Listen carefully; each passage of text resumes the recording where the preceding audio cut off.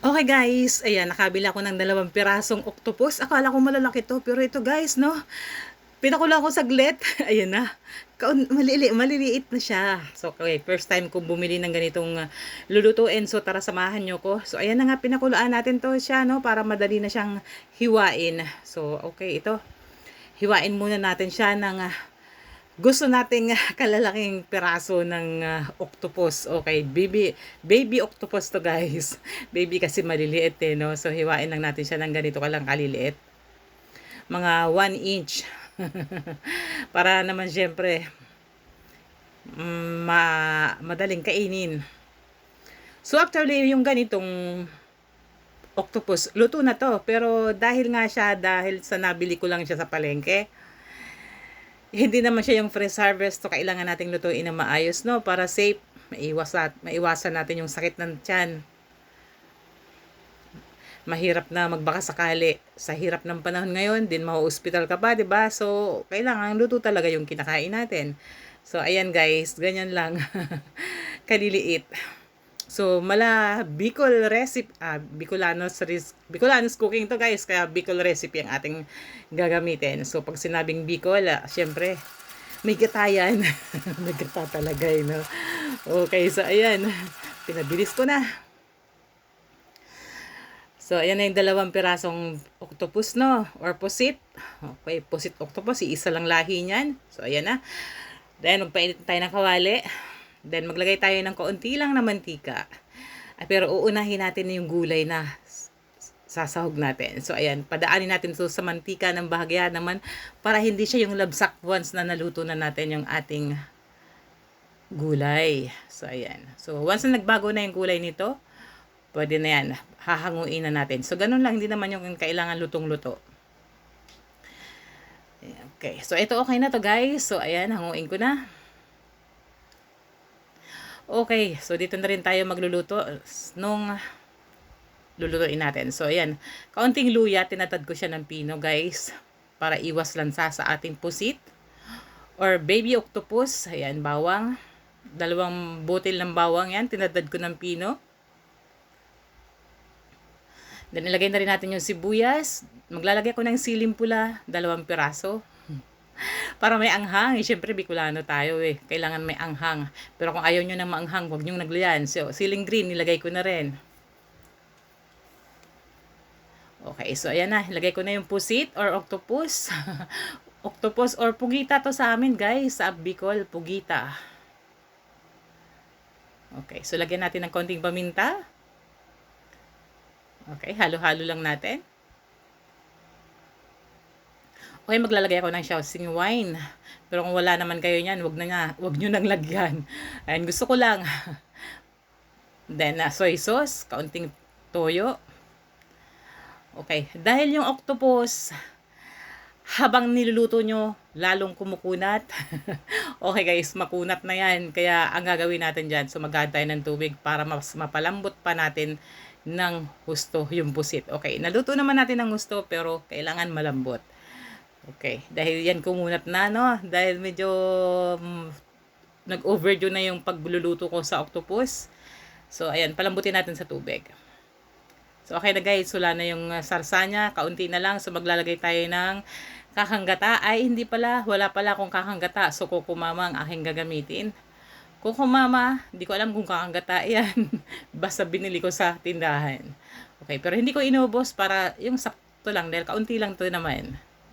Okay, so lulutuin lang natin yung gata, pakukuluan natin sa siya, no? Pero mamaya titikman natin kung malambot na tong ating octopus or pugita or pusit. Ano man ang tawag nyo dito, basta yan, ulam.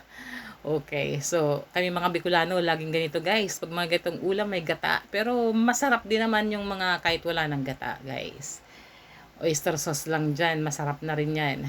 Siyempre, dahil ako kakain, iniisip ko na masarap at marami akong makakain pag ganito yung pagkakaluto ko. Kaya ayan, nilagyan ko ng kukumama. Then maanghang, so, Bicol Express. Ang pagkakaluto natin dito. So ilagay ko na yung gulay, no guys. Ayan, yung pinirito natin ng bagya na Baguio beans. O diba? At least hindi siya madudurog. Kaya dinaan ko sa mantika at maganda pa rin yung kulay niya. Nagmukhang sariwa yung Baguio beans. Kasi itong Baguio beans, ano pa to eh. Kagabi ko pa to ni-ready, pero ngayon ko lang naluto. So, kaya dinaan ko muna sa mantika. So, ayan na, patuyutuin lang natin ng bahagya itong ating sarsa. Pero luto na ito, guys. At malambot na rin yung ating pugita or octopus. Okay, di ba? Nakipapansin nyo, ang ganda, no? Ang sarap ng sarsa nito. Pero titikman natin yan, syempre.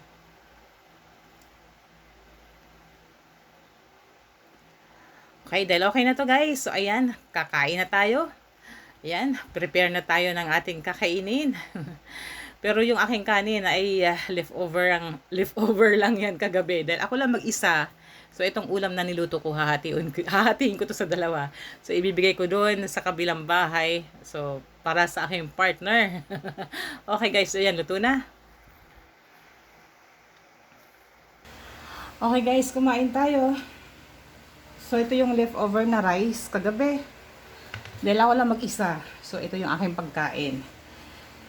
Okay, pinahid ko yung kanin. Din may natirang sisig kahapon. Ito yung Argentina sisig. Uy, masarap guys yung Argentina sisig ha. So, hindi ko siya pinopromote or pinopoo. Sinasabi ko lang, masarap siya. Basta lutuin nyo lang ng tama. Ayon sa instruction din. Pwede kayo mag-add ng sibuyas at sili. Naku, masarap. May enjoy nyo. Sobra. Mas may enjoy nyo yung ganong, kayo nagluto kaysa sa kakain kayo dun sa mga sisig sa labas. Ito yung niluto kong pusit. So, hinati ko na. Yung kalahati, binigay ko dun sa kapitbahay. Sa aking partner.